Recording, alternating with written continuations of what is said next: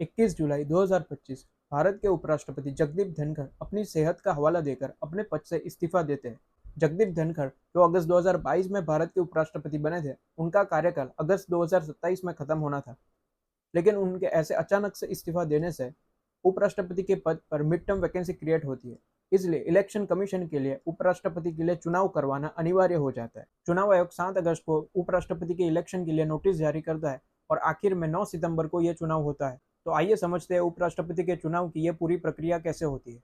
उपराष्ट्रपति को लोकसभा और राज्यसभा के सदस्य मिलकर चुनते हैं, जिसे इलेक्टोरल कॉलेज भी कहते हैं। इस इलेक्टोरल कॉलेज में राज्यसभा के 233 चुने गए हुए सांसद और 12 नॉमिनेटेड सांसद और लोकसभा के 543 सांसद शामिल होते हैं।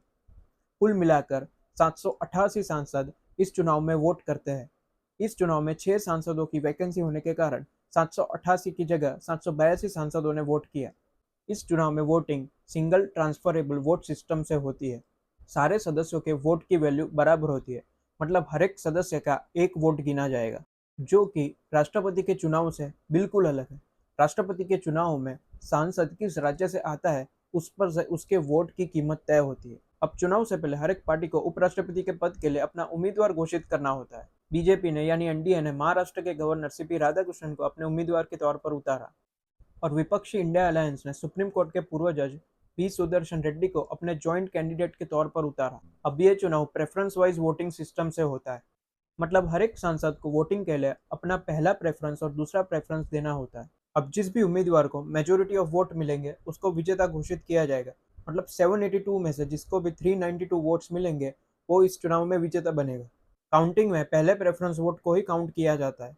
अब प्रेफरेंशियल वोटिंग सिस्टम में होता यह है कि अगर 2 से ज़्यादा उम्मीदवार है तो यह संभव है कि किसी भी एक उम्मीदवार को काउंटिंग के दौरान मेजोरिटी ना मिले। उस परिस्थिति में दूसरे प्रेफरेंस वोट को काउंट किया जाता है। तो अगर पहले प्रेफरेंस वोट को काउंट करने के दौरान किसी भी एक उम्मीदवार को मेजोरिटी नहीं मिली तो दूसरे प्रेफरेंस वोट को पहले प्रेफरेंस वोट में ऐड किया जाता है। अगर तब भी किसी एक उम्मीदवार को मेजोरिटी ना मिले तो तीसरे प्रेफरेंस वोट को ऐड किया जाता है। यह प्रक्रिया तब तक चलती है जब तक किसी भी एक उम्मीदवार को मेजोरिटी ऑफ वोट नहीं मिल जाती। हालांकि इस चुनाव में सिर्फ 2 ही उम्मीदवार खड़े हुए थे, जिसके कारण पहले काउंटिंग में ही बीजेपी के सीपी राधाकृष्णन को मेजोरिटी मिल गई।